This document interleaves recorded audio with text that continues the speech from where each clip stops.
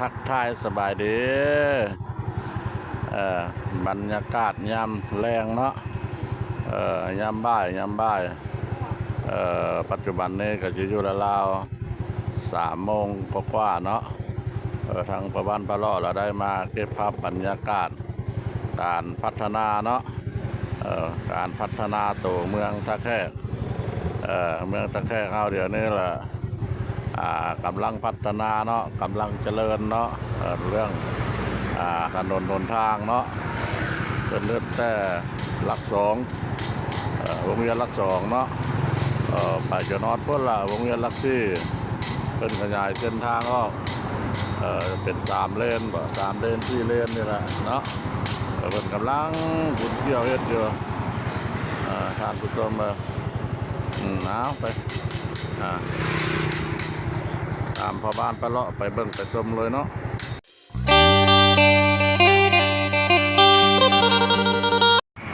อันนี้เราใกล้สิฮอดวงเวียนหลักสี่เนาะวงเวียนหลักสี่ก็เพิ่นได้โจ๊ะมื้อนี้เด้อท่านผู้ชมเด้อนี่เด้อ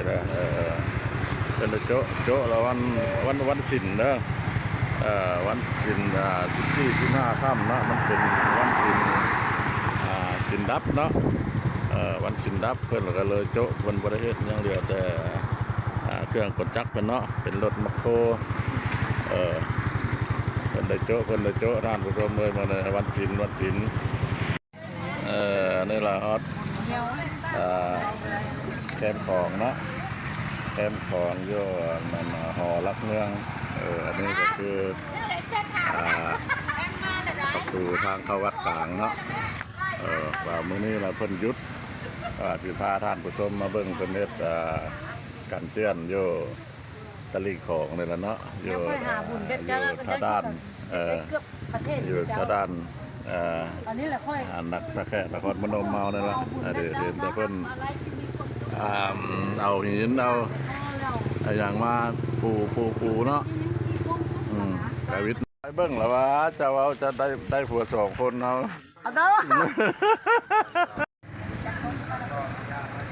วันศิลป์15 ค่ำศิลป์ดับเพิ่นขายพันมักเบนขายพืชขายเทียนไหว้ขอพรสิ่งศักดิ์สิทธิ์เนาะหอรักเมืองอยู่แข่งขมวนนี่แต่งานเพิ่นเฮ็ดกันมักเบ่งในสีไม้ลายมือลาวเด้อเป็นทำได้ด้วยใบตองกล้วยเนาะเพิ่นเฮ็ดเป็นคำมักเบนแล้วก็ย่องเอาดอกดาวเรืองมาประดับประดาได้ก็สวยสดงดงามไปกราบไปไหว้ขอพรสิ่งศักดิ์สิทธิ์เนาะ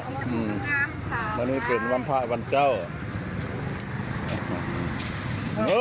สบายดีไปเรื่องอะไรเลยโดยอันนี้คือเดียวละไปก่อนเด้อเดี๋ยวนี้ละแมนวันศิลป์เด้อวันพระวันเจ้าวันศิลป์ดับเพิ่นมากราบมาไหว้ขอพรสิ่งศักดิ์สิทธิ์อันนี้ละแมนหอรักเมืองของเมืองตะแคกแข่งขมวน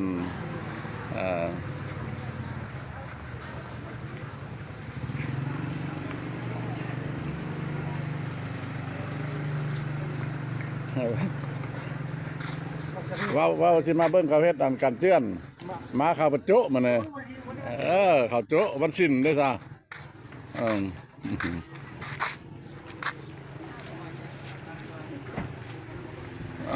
หอหลักเมืองวันพระวันเจ้าบูชาทุกบูชาเทียนเนาะอันนี้แหละมันเป็นรูปปั้นพญานาคที่พาท่านผู้ชมลงไปเบิ่งการก่อสร้างเนาะการเตือน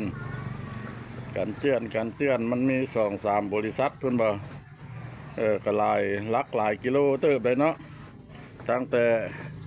ท่าด้านท่าแขกนครพนมไปจนฮอดพระธาตุเมืองเก่าเนาะพระธาตุสีโคตรตะบองตะบูนพุ่นละท่านผู้ชมเลยอันนี้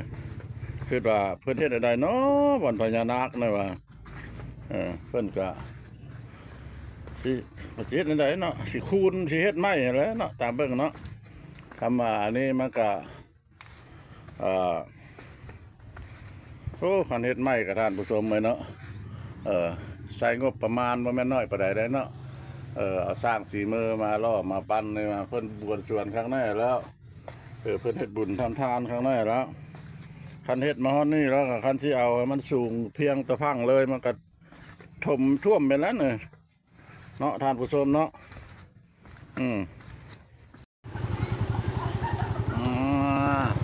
แคมของเก็บภาพบรรยากาศเส้นทางเลาะแคมของเนาะแต่นี่ล่ะแต่ท่าด้านเนาะท่าด้านท่าแค่นครพนมเว้อละพอบ้านคือเลาะพอบ้านปลาเลาะถือผ้าท่านผู้ชมไปเบิ่งไปอันนั้นเนาะว่าแขวงคำม่วนเฮานี่เพิ่นพัฒนาฮอดใส่แล้วไปพุ่นละฮอดท่านเมืองเก่าเนาะเพราะว่าทางก็สะดวกสบายแล้วเป็นเฮ็ดทางเลาะแคมป์ของจนฮอดท่านเมืองเก่าทางที่เอาไปมีห้างร้านขายเครื่องขายของเนาะมีบนเบิ่งบนชมหลายบ่อนหลายที่อันนี้ละใกล้ถึงฮอดขัวห้วยจะคามละเด้อใกล้ถึงฮอดทางขัวห้วยจะคามละฮอดโค้งนี่ละเด้อเอาไปเบิ่งไปเชียร์น้ำกันเนาะภาพบรรยากาศยามค่อยค่ำลงแรง4 โมง5 โมงเนาะอันนี้แหละคือปักห้วยจะคามเด้อ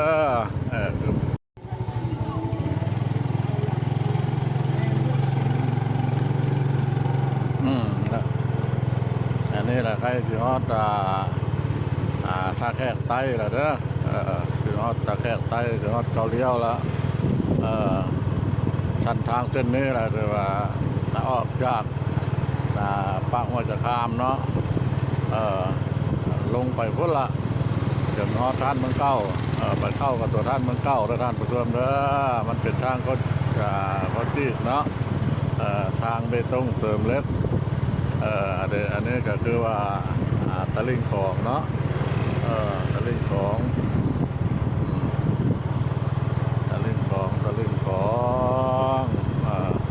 เก็บภาพบรรยากาศยามคอยค่ำลงแดงเนาะเ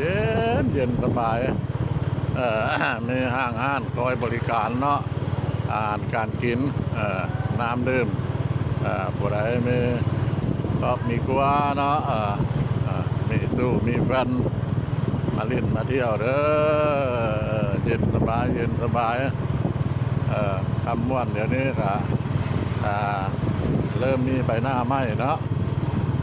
เริ่มมีใบหน้าไหมแล้วถนนหนทางน้ำใสไฟสว่าง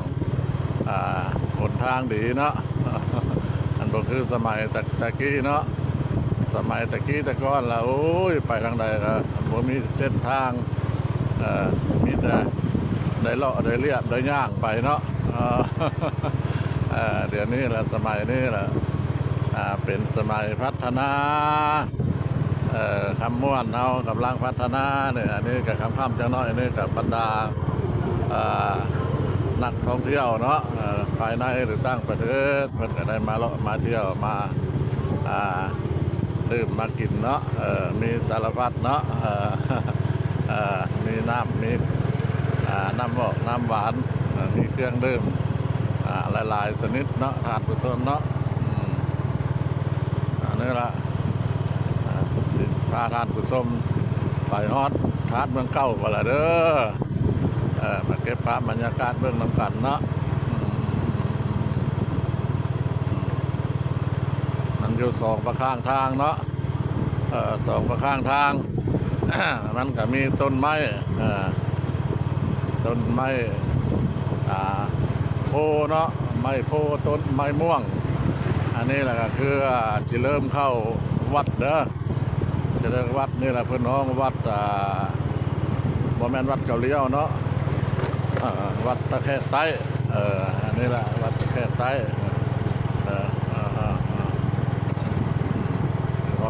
ว่าแล้วเด้อ ทางก็เป็นแบบนี้ละท่านผู้ชมไปทางเบตงเติมเล็กไปสะดวกสบายเลยเด้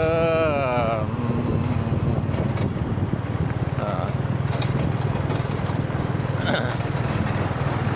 นี่ละบรรดาห้างเพิ่นขายกล้วยจี้ขายเมียงสารพัดเนาะ